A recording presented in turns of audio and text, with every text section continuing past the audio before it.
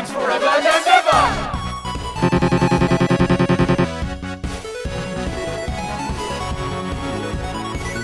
Welcome everybody to our Tome RPG news update for the month of November 2020. For this update, we'll be giving a special Q&A where we answer questions submitted by you, the players, all about the Terrain of Magical Expertise video game project. In celebration of the 9th anniversary of the Tome web series, which premiered on November 11th, 2011, we've got many surprises in store for you all, so let's not waste any time and jump right into the, fittingly so, 11 of your questions. Kicking things off with a simple one, Lewis Hunter asks, how many different customization options does the White Hat hacker have? So the customization process will begin as soon as you start a new file in the game. First, you choose your character's race, which has no impact on your statistics in combat, it's purely aesthetic. Next, you can choose one of 3 classes: Brawler for high speed and multi-hit combos, Weaponry for stronger physical power, and Spellcaster for heightened magical abilities. Then you can choose one of 5 different elemental alignments: Neutral, Infernal, Crystal, Technical, and Natural. Neutral has no particular strengths or weaknesses, but each of the other 4 have one element they're strong against and one other that they're weak to. After this, you'll choose 2 different magical techniques. The first one is an elemental attack, which will be either shooting a projectile or unleashing the force of a chosen element, which doesn't necessarily have to be the same as your own elemental alignment. The second one is a support technique, and you'll have 5 different choices that include traps, healing, and more. Later in the game, you'll be adding to your list of magical techniques when you face off against each of the dojo masters, bringing your total of special moves up to 6. And not to mention, you'll also have a slew of hacks to use in battle, specifically for combating against the Black Hat hacker enemies like the Troublemakers. But hey, what's to stop you from using them against other regular players too? Finally, you'll also be able to choose your displayed username. The maximum amount of characters is 12, and please, no naughty words. Next, here's an interesting one. Mamoru Ishibanta asks, is there a planned release for countries outside of the United States with their respective translations? We plan on releasing the game to the whole world upon release, but as far as translations into other languages go, this is something that we would be absolutely interested in doing for the game in the future, and believe it or not, very early on in development we included a programming tool that allows for localization into other languages. However, because localizing video games, especially RPGs, where there's such a massive amount of text, tend to be a very long, complicated, and expensive process, it's not something that we can promise at this time. But if the interest is there could always be the possibility. In fact, if you're a fan of the Terrain of Magical Expertise from a non-English speaking country, let us know in the comments, we'd love to hear from you.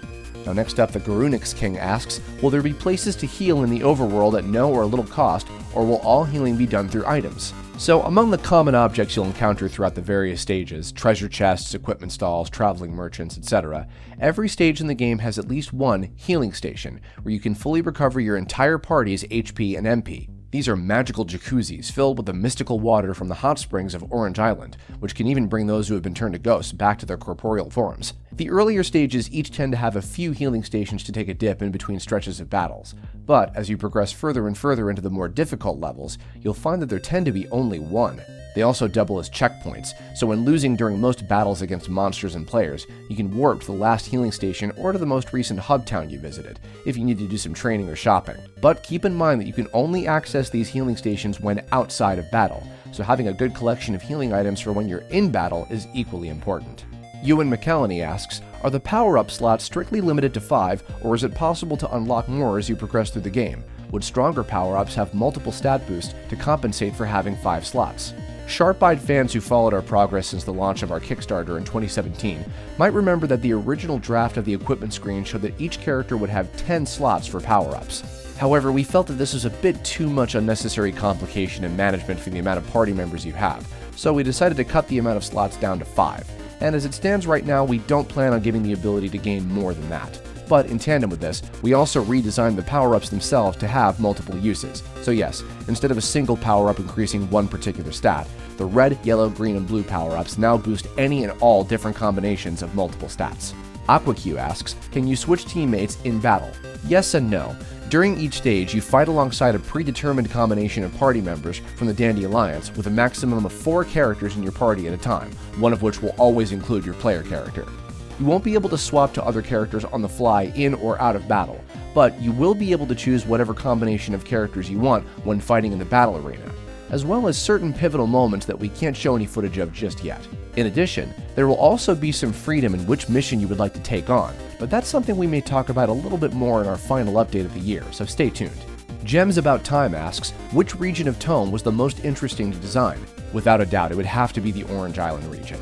The Adonis Woods, Morganite Valley, and Telluria City had some pre-established inspiration by the location of the past Tome cyberworlds and were relatively simple to come up with level themes.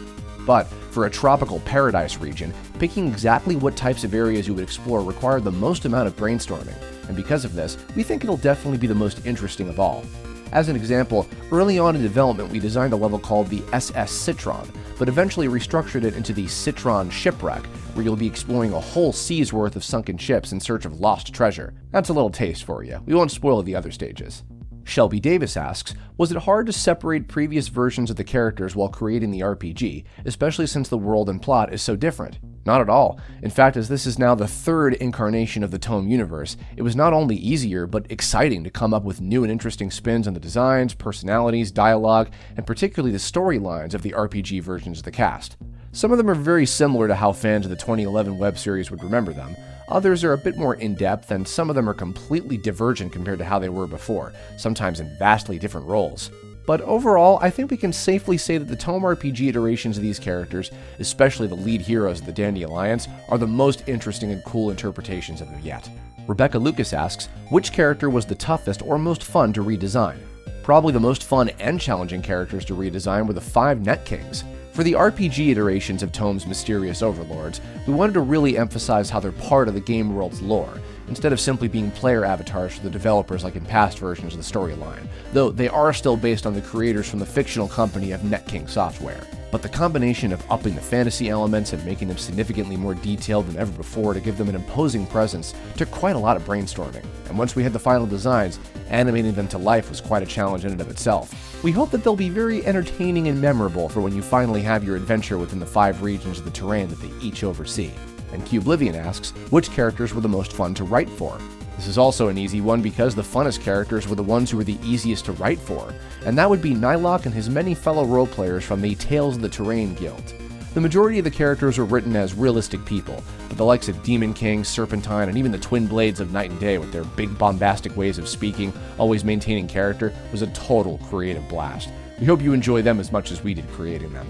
Next, Jason Fleming asks, what was the hardest challenge when it came to developing the game as a whole, and how did you overcome it? Hands down, the 2 most challenging things about the game's development are actually the 2 major things that we're in the midst of right now: the statistical balance and the testing process. In fact, both of these tasks go very much hand in hand. As it stands right now, we have full progression for about 90% of the game's main quest, so the near daily QA process is to, first and foremost, make sure everything flows smoothly to catch and stomp out bugs, glitches, and any serious showstoppers we encounter. All of the main systems of importance are programmed and working properly, but it's the little things that cause cracks in the chains linking everything together that we're constantly working to fix. Secondarily to the functionality of the game itself is the fun factor, and that is directly tied to the balance of fairness and challenge, which in turn is reliant upon the statistics of all 200 plus characters in the game, what the power-ups and items provide, and the general pacing of the content found in each successive level. While we're continuing to make adjustments on the fly here and there, this part of the process will become much clearer when we have complete, uninterrupted progression from beginning to end, and we're getting closer and closer to that point with each passing week. And how do we overcome it? A lot of trial and error, a lot of patience, a lot of dedication. It's all driven by the simple desire to make this game as great as it can possibly be. Finally, Son Goku asks a question that I'm sure is on everybody's minds. When do you plan to release the full game? As it stands right now, our plan is to try and get the game done as soon as possible for release within the year 2021. Now that we can officially confirm that that's the case, we can also confirm that the game will unfortunately not be releasing as we had hoped within the year 2020. We'd like to apologize to all the fans, supporters, and Kickstarter backers who may be understandably disappointed in this news. We're continuing to work as hard as we can, and we hope that you'll continue to look forward to the finished game as soon as it's completed. But, and I think it's just about time that we present to you that very special gift we've been promising. In thanks for all your incredible patience during the RPG's development over the last 3 years, we'd like to officially announce the release of The Terrain of Magical Expertise Chapter 1 Demo. Finally, for the first time since our original prototype, you'll be able to try out the game for yourself. The demo includes the entire first chapter of the game, which covers the first 5 stages or so, more than enough to give you a good taste of what the final product will look like. That said, just a small bit of heads up, there are a handful of things that aren't 100% finalized in the demo. The battle statistics of Chapter 1's enemies, as well as item placements and boost from power-ups, are all subject to change for the final version of the game based on any inevitable balance refactors. No side quests will be present in the demo, as they are not yet complete and we'd like to have content such as this saved for the final product. And there's a strong possibility that there will still be glitches or bugs that we haven't yet come across, or haven't been able to stamp out just yet. If you happen to run into any significant ones, especially if there are any that soft lock the game, please let us know. Oh, and did we mention the demo is available right now? Go to TomeRPG, that's TOMERPG.itch.io, or click the link in the video description below to download the Chapter 1 demo. We pushed super hard over the past several months to have this ready in time for the anniversary to tie over the incredibly loyal fans who have followed our progress since the original Kickstarter, so we hope you enjoyed and anticipate the full Terrain of Magical Expertise RPG in 2021. Our final update for this year will be close to the end of December, where we'll be giving our final progress report of 2020 as a whole. By that point, we'll have a whole lot to talk about in terms of the progress we've made. And with that, we've reached the end of our special Q&A, so thank you all so much for joining us. But there's one more thing. Shortly after the premiere of this video will be the release of the Together We Shout as One anime opening music video, performed by the one and only Elsie Lovelock. Click the link to the video on screen to see it in just a short while, and be sure to go download the song at tomeseries.bandcamp.com. We appreciate you all, so check out the demo, keep on believing in our resolve, and remember to battle on.